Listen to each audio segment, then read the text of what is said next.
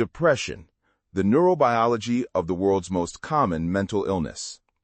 Depression affects more than 300 million people worldwide. It is the leading cause of disability globally. Yet despite its prevalence, it remains widely misunderstood, dismissed as sadness, weakness, or a lack of willpower. The truth is far more complex. Depression is a brain disease with measurable neurobiological changes, and understanding those changes is the key to treating it effectively. Welcome to Medical Sciences Unfolded. Today, we explore the neuroscience of major depressive disorder, what happens in the depressed brain, and why our treatments work the way they do.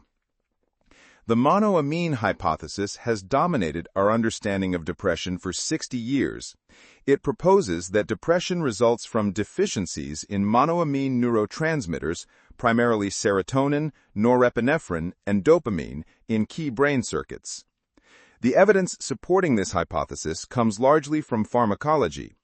Drugs that increase monoamine availability, like antidepressants, improve depression.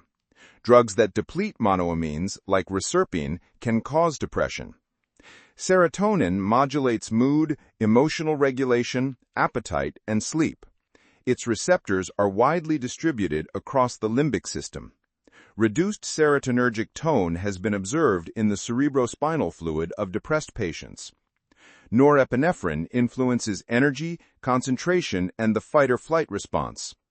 Dopamine drives motivation, reward anticipation, and the experience of pleasure. When dopamine is depleted, anhedonia results, the inability to feel pleasure, which is one of the hallmark symptoms of depression. But the monoamine hypothesis alone is insufficient. SSRIs increase synaptic serotonin within hours, yet antidepressant effects take 2 to 4 weeks to emerge. This delay points to downstream neuroplastic changes as the true mechanism. Current research focuses heavily on neuroplasticity and neurogenesis, the brain's ability to grow new neurons and form new connections, as the key to why antidepressants ultimately work. The hippocampus is particularly vulnerable in depression. Cortisol, chronically elevated in depression due to HPA axis dysregulation, is neurotoxic. It inhibits BDNF, brain-derived neurotrophic factor, which is essential for neuronal survival and synaptic plasticity. Chronic stress and depression reduce hippocampal volume. Antidepressants restore BDNF levels and promote hippocampal neurogenesis. This explains the 2 to 4 week delay. That is how long it takes for new neurons to mature and integrate into functional circuits. The prefrontal cortex, responsible for executive function, planning, and emotional regulation, shows reduced activity in depression, as measured on functional MRI. The amygdala, which processes fear and negative emotions, shows hyperactivity.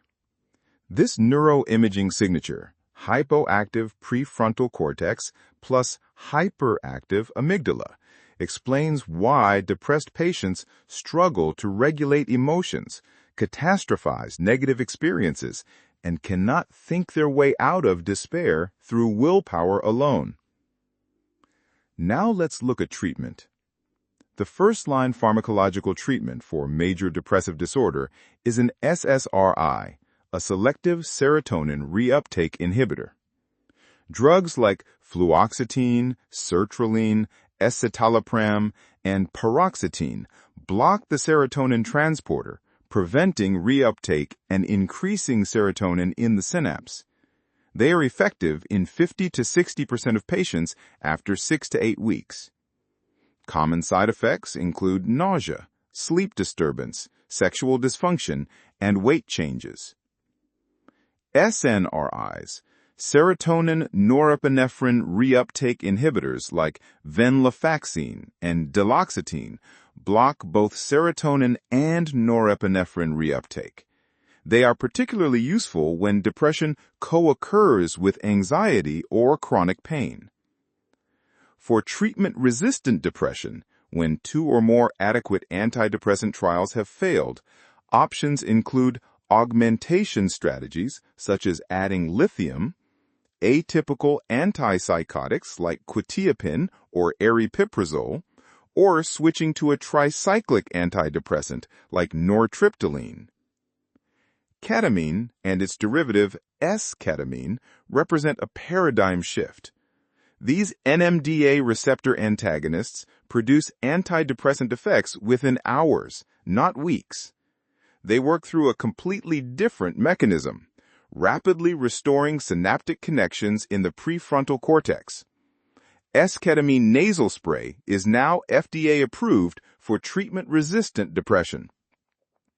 Electroconvulsive therapy remains the most effective treatment available for severe refractory depression, with response rates above 80%. Modern ECT is performed under general anesthesia and is nothing like its historical depiction in media. Psychotherapy, particularly cognitive behavioral therapy, produces measurable changes in brain activity that mirror those of medication. The combination of medication and therapy outperforms either alone. Depression is not a choice. It is not weakness. It is a disease of the brain, and it is treatable. The more we understand its neurobiology, the better equipped we are to help the hundreds of millions who suffer from it. Thank you for watching Medical Sciences Unfolded.